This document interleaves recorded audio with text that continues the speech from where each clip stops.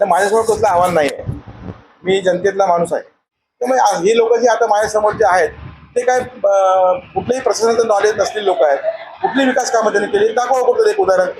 थोडेफार इकडे तिकडे पैसे देऊन काय त्या पाईपलाईन आम्ही आणल्यात, ज्या लाखो रुपये करोड रुपये ज्या योजना आम्ही आणल्यात तिथे 2 लाख 1.5 लाख रुपये द्यायचे आणि लोकांना काहीतरी भुरळ पाडायची. त्यात काही हे नाही. पण ज्या मेन योजना आणल्या त्या आम्ही आणल्यात. प्रत्येक गावात कुठल्याही नागरिकाला जाऊन तुम्ही मुलाखत घ्यावी. कुठलं असं गाव नाही की तिथं आमचं काम नाही. नमस्कार, मी किशोर किरवे, भरारी पथक मध्ये आपलं स्वागत आहे. जिल्हा परिषद व पंचायत समितीचे निवडणुका यांचा प्रचार आता शिगेला पोचलेला आपल्याला पाहावयास मिळत आहे. अशातच आपण विनेरी जिल्हा परिषद मतदारसंघातील शिवसेना शिंदे गटाचे असणारे उमेदवार निलेश ठाकरे यांच्याबरोबर आहोत. गेली 35 वर्ष ते या विभागामध्ये जनतेच्या सेवेमध्ये असून अनेक कामे देखील त्यांनी मार्गी लावलेली आहेत. या ठिकाणी रस्ते असतील, आरोग्य असेल, शिक्षण असेल, या या बाबतीत त्यांनी कामं केलेली आहेत. तर आज आपण त्यांच्याकडून जाणून घेऊया. नमस्ते. आपण जिल्हा परिषदेसाठी उमेदवार म्हणून या जिल्हा परिषद मतदारसंघामध्ये सामोरे जात असताना समोर शिवसेना उद्धव बाळासाहेब ठाकरे पक्षाचं सोमनाथ ओझरडे म्हणून उमेदवार आहेत आणि भारतीय जनता पार्टीकडून अमित मोरे हे उमेदवार रिंगणात आहेत. तर नेमकं आपल्या समोर काय आव्हान असणार आहे?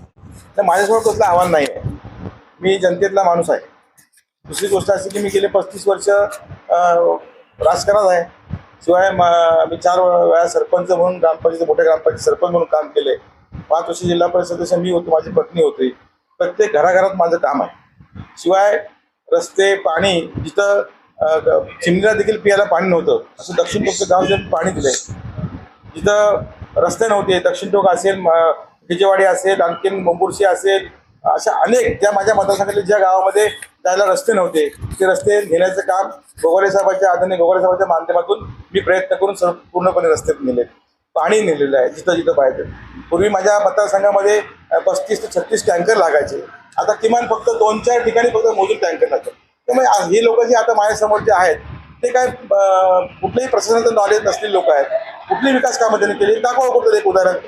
थोडेफार इकडे तिकडे पैसे देऊन काय ज्या पाईपलाईन आम्ही आणल्यात, ज्या लाखो रुपये करोड रुपये ज्या योजना आम्ही आणल्यात तिथे 2 लाख 1.5 लाख रुपये द्यायचे आणि लोकांना काहीतरी भुरळ पाडायची. त्यात काही हे नाही. पण ज्या मेन योजना आणल्या त्या आम्ही आणल्यात. आरोग्याची सेवा असेल, शिक्षणाचा विषय असतील, तुम्हाला ज्या गोष्टी प्रत्येक गावात कुठल्याही नागरिकाला जाऊन तुम्ही मुलाखत घ्यावी. कुठलं असं गाव नाही की तिथं आमचं काम नाही. मग रस्ता असेल, पाणी असेल, विद्युत लाईटचे पुरवठा असेल, ज्या शासनाकडून केंद्र शासनाकडनं असतील किंवा महाराष्ट्र शासनाकडनं असतील, ज्या योजना आहेत त्या योजना सर्वसामान्य माणसापर्यंत पोहोचवण्याचं काम केलं. शिवसेनेचं आमच्या 80% समाजकारण आणि 20% राजकारण. पण मी 20% पण राजकारण करत नाही. 100% समाजसेवा करतो. आणि ती सर्वसामान्य जनता 100% जनतेपर्यंत कसा कुठला शासकीय निधी पोचेल त्या म्हणजे तुमचा कुटुंब अर्थसहाय्य असेल, एखादा माणूस अपघाती वारला तर त्या काही लोकांना योजना माहिती पण नव्हत्या. पण त्याला शासनाच्या माध्यमातून 4 लाख रुपयाचं निधी पोहोचवण्याचं काम आपण केलंय. ज्याच्या घरी लाईट नसेल तर लाईट देण्याचं काम केलंय. प्रत्येक ग्रामपंचायतीमध्ये 100, 150, 125, 60, 70 अशी घरकुलं दिलेत. म्हणजे जेवढा शासनाचा निधी ज्या सर्वसामान्य माणसाला द्यायला लागेल तेवढा प्रामुख्याने प्रयत्न करून मी दिलेला आहे. दुसरी गोष्ट अशी की हे लोक का आलेत म्हणजे हे आता हे निवडणुका जिल्हा परिषद पंचायत डोळ्यासमोर ठेवून 1-2 वर्ष येऊन जनतेमध्ये काहीतरी चुकीच्या पद्धतीनं संभ्रम निर्माण करतायत. परंतु मला असं वाटत नाही की विनेरी विभागातली जवळजवळ 70 ते 75% जनता माझ्यावर आहे आणि आमची शिवसेना संघटना एवढी मजबूत आहे. असलं काय मला आव्हान वाटत नाही साहेब. आता आपण मागील 35 वर्षापासून या विभागामध्ये काम करत असताना आता अशी कोणती कामं विभागामध्ये प्रलंबित आहेत ती करणे फार आवश्यक आहे. तेव्हा मुळात म्हणजे जे प्रश्न होते मूलभूत जे देश आज आपण 77वा प्रजासत्ताक दिन साजरा केला. पण ज्या काही आमच्या काळामध्ये ज्या प्रश्न सुटलेत ते प्रश्न कायमस्वरूपीच्या मूलभूत सुविधा होत्या. म्हणजे रस्ता, ज्या वाड्या वस्त्यामध्ये रस्ते कुठंच नव्हते अशी एक कुठली वाडी आज राहिली नाही की त्या वाडीत आम्हाला रस्ता पोचला नाही. किरकोळ गोष्टी आहेत त्या म्हणजे त्या आम्ही येणाऱ्या काळामध्ये सोडू. जिथं पाणी योजना आहेत, जलजीवन योजनेच्या माध्यमातून, राष्ट्रीय पेयजल योजनेतून मी जवळजवळ सगळ्या गावामध्ये योजना देण्याचं काम आम्ही केलेलं आहे.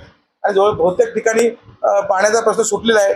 किरकोळ गोष्टी गावामध्ये वाड्या वस्त्यावर झाल्या येणाऱ्या काळामध्ये सुटेल, तो मार्ग आम्ही लावलेला आहे. समजलं का? आरोग्यासाठी जी मोठी सुविधा आरोग्य आपल्या प्राथमिक आरोग्य केंद्र विनेरे आहे, तर आम्ही उपकेंद्र मध्ये आहे, उपकेंद्र आणण्याचा प्रयत्न करतोय, जेणेकरून या पंचक्रोशीला आरोग्य सेवा आपल्या महाडमध्ये ग्रामीण रुग्णालय आहे तसं आम्हाला त्या धर्तीवरती विनेरी विभागामध्ये व्हावं असे आमचा प्रयत्न चालू आहे. किंवा ही लाईट पावसाळी जाते पूर्ण खाडीपट्टा विनेरी विभागामध्ये आम्ही 22 कोटीचा प्रोजेक्ट आम्ही मार्गी लावला आहे आणि तो आमच्या शासन दरबारी प्रलंबित आहे. येणाऱ्या काही दिवसात तो मार्गी लागेल. म्हणजे जी लाईटची समस्या होती, लाईटची समस्या बऱ्यापैकी आमची 100% सुटेल अशी मला खात्री आहे. आता आपण निवडणुकीला सामोरे जात आहात, तर अशातच आपलं नेमका संकल्प असा काय की बाबा ह्या विभागामध्ये अशी एक ठोस कामं की जी वर्षानुवर्षे त्याची अनेक वर्षापासून गरज आहे जनतेला, आणि ती करण्याचा आपला जो मानस आहे, तर याबाबत आपण आता जनतेला आश्वासित काय करा? जनतेला असंच म्हणजे कसं आहे, आमच्या पुढे एक विजन आहे. मी माझं स्वतःचं एक मत असं आहे आणि ते आम्ही गोगावले साहेबांचं पण सांगितलं, विकास शेट नाही बोललेलं आहे आणि ते त्यांनी मला आश्वासन दिलं आपण हा मार्ग काढूया. मुळात म्हणजे बेरोजगारी आहे आमच्या विभागामध्ये. बेरोजगारी असल्या कारणानं बरीचशी घरं खाली आहेत, सर्व मंडळी स्थलांतरित होत आहेत आणि त्यांच्यासाठी रोजगार निर्मिती, महिलांसाठी रोजगार निर्मिती, तरुणांसाठी रोजगार निर्मिती करण्याचा मोठा मानस आमचा आहे. आणि येणाऱ्या काळामध्ये माझ्या रस्ता, पाणी, लाईट, सभामंडप, अंतर्गत गटार या समस्या जवळजवळ आम्ही बऱ्यापैकी सोडवल्या आहेत. बऱ्यापैकी म्हणजे जवळजवळ सोडवण्यात जमाय. मग आमच्या पुढे विजन काय आहे की जेणेकरून ह्या जी मंडळी आहे, आमची जी तरुण मंडळी आहे, MIDC मध्ये कंपन्या कमी नोकऱ्या मिळत नाहीत, कमी नोकऱ्या असतात, परंतु आमच्या विभागामध्ये काय उद्योगधंदा आणू शकतो का आम्ही, त्या इथल्या लोकांना महिलांना रोजगार देऊ शकतो, तरुणांना रोजगार देऊ शकतो, हे आम्हाला ह्या येणाऱ्या काळामध्ये करायचं आहे.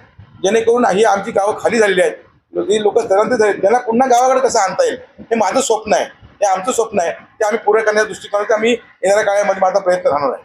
आपला चांगला संकल्प आहे.